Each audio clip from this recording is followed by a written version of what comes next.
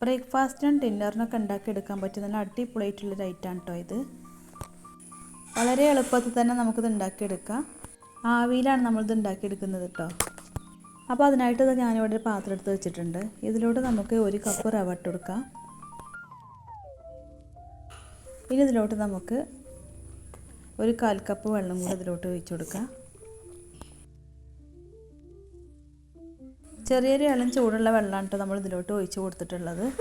ഇനി ഇതിലോട്ട് ആവശ്യത്തിന് ഉപ്പും കൂടെ ചേർത്ത് കൊടുക്കാം.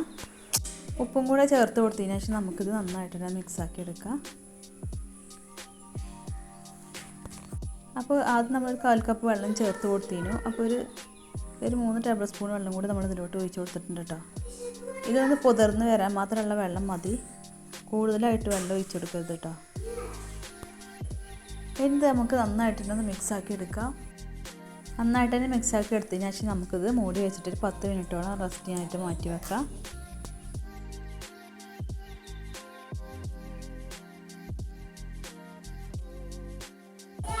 ആ ഒരു സമയം കൊണ്ട് നമുക്കൊരു പാൻ ചൂടാക്കാനായിട്ട് വെച്ചിട്ടുണ്ട്. ഇതിലോട്ട് നമുക്ക് 1 സ്പൂണ് ഓയിൽ ഒഴിച്ച് കൊടുക്കാം. ഇനി ഓയിൽ നന്നായിട്ടൊന്ന് ചൂടായി വന്നതിന് ശേഷം ഇതിലോട്ട് ഒരു 1/4 ടീസ്പൂൺ വലിയ ജീരകം ചേർത്ത് കൊടുക്കാം. അപ്പോൾ ജീരകം നന്നായിട്ട് തന്നെ പൊട്ടി വന്നതിന് ശേഷം നമുക്കിതിലോട്ട് 1 കപ്പ് സവാള കട്ട് ചെയ്തിട്ട് കൊടുക്കാം.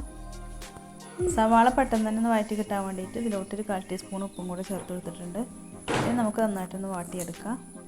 അപ്പോൾ സവാള ഒരു കളർ മാറി വരേണ്ട ആവശ്യമൊന്നുമില്ല കേട്ടോ. ഇത് നന്നായിട്ടൊന്ന് വാടി വന്നാൽ മതി. അപ്പോൾ സവാള ഏകദേശം വാടി വന്നിട്ടുണ്ട്. ഇനി ഇതിലോട്ട് നമ്മൾ ഒരു 1/2 ടേബിൾ സ്പൂണ് ഇഞ്ചി വെളുത്തുള്ളി നന്നായിട്ടൊന്ന് ചതച്ചതും കൂടെ ഇട്ട് കൊടുത്തിട്ടുണ്ട് കേട്ടോ. പിന്നെ കുറച്ച് കറിവേപ്പിലയും കൂടി ഇതിലോട്ട് ഇട്ട് കൊടുത്തിട്ടുണ്ട്. ഇത് നന്നായിട്ട് ഒന്നുകൂടി ഇളക്കി കൊടുത്തതിന് ശേഷം ഇതിലോട്ട് കുറച്ച് മസാലപ്പൊടികളൊക്കെ ചേർത്ത് കൊടുക്കാം. 1/2 ടീസ്പൂൺ മുളക് പൊടി ചേർത്ത് കൊടുക്കാം.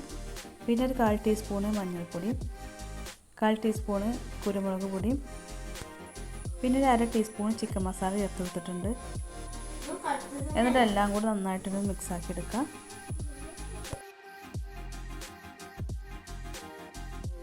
നന്നായിട്ടൊന്ന് വഴറ്റിയെടുത്തതിന് ശേഷം ഇതിലോട്ട് ഒരു സവാളൻ്റെ പകുതി പീസ് ഇതിലോട്ട് ഇട്ട് കൊടുക്കാം. എന്നിട്ട് സവാളയും കൂടി നന്നായിട്ടൊന്ന് വഴറ്റിയെടുക്കാം.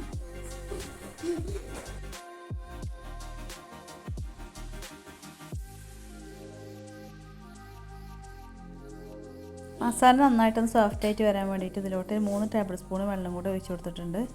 അപ്പോൾ ഇതിലുള്ള ഒരു വെള്ളം ഒന്ന് വറ്റി വരുന്നവരെ നമുക്കൊന്ന് നന്നായിട്ടൊന്ന് ഇളക്കിയെടുക്കാം. എന്നിട്ട് മസാല ഇതുപോലെ ഒന്ന് വൈഡാക്കി കൊടുത്തിട്ട് നമുക്ക് ഇതിലോട്ടൊരു മുട്ട പൊട്ടിച്ച് ഒഴിച്ച് കൊടുക്കാം. പിന്നെ ഒരു പിഞ്ച് ഉപ്പും ഒരു 1/4 ടീസ്പൂണ് കുരുമുളക് പൊടിയും കൂടി ചേർത്ത് കൊടുത്തിട്ടുണ്ട്. അത് നന്നായിട്ട് തന്നെ ഒന്ന് യോജിപ്പിച്ചെടുക്കാം. അപ്പോൾ ലോ ഫ്ലെയിമിലോട്ട് ആക്കി കൊടുത്തതിന് ശേഷം വേണം നമുക്ക് ഇതിലോട്ട് മുട്ട ഒഴിച്ച് കൊടുക്കാൻ.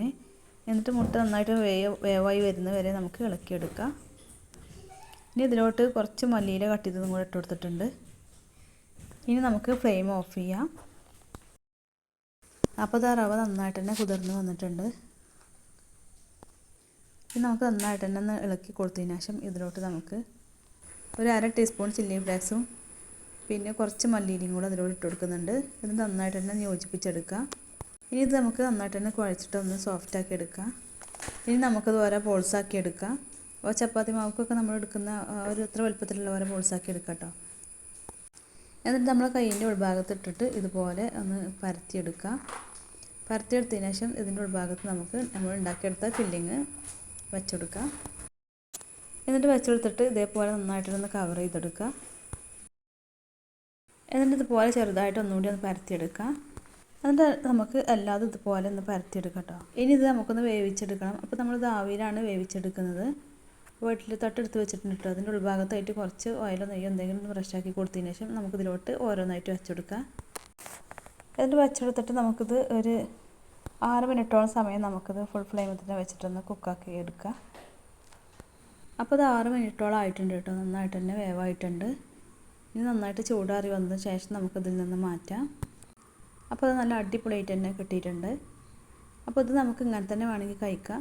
പിന്നെ ഇനി ഇത് നമ്മൾ ഒരു പാനിലിട്ടിട്ടൊന്ന് ഇതിൻ്റെ പുറം ഭാഗം ഒന്ന് ഫ്രൈ ആക്കി എടുക്കുന്നുണ്ട്. ഇങ്ങനെ തന്നെ കഴിക്കാൻ നല്ല അടിപൊളിയാണ് കേട്ടോ. കണ്ടതിൻ്റെ ഉൾഭാഗമൊക്കെ നന്നായിട്ട് തന്നെ കുക്കായിട്ടുണ്ട്. അതിനായിട്ട് പാനിൽ കുറച്ച് ഓയിലൊന്ന് ഒഴിച്ച് കൊടുത്തിട്ടുണ്ട്. ഒരു 1/2 ടീസ്പൂൺ ഒഴിച്ചിട്ടുള്ളൂ കേട്ടോ. ഇട്ടുകൊടുത്തതിന് ശേഷം നമുക്കിത് തിരിച്ച് മറിച്ചിട്ടിട്ടൊന്ന്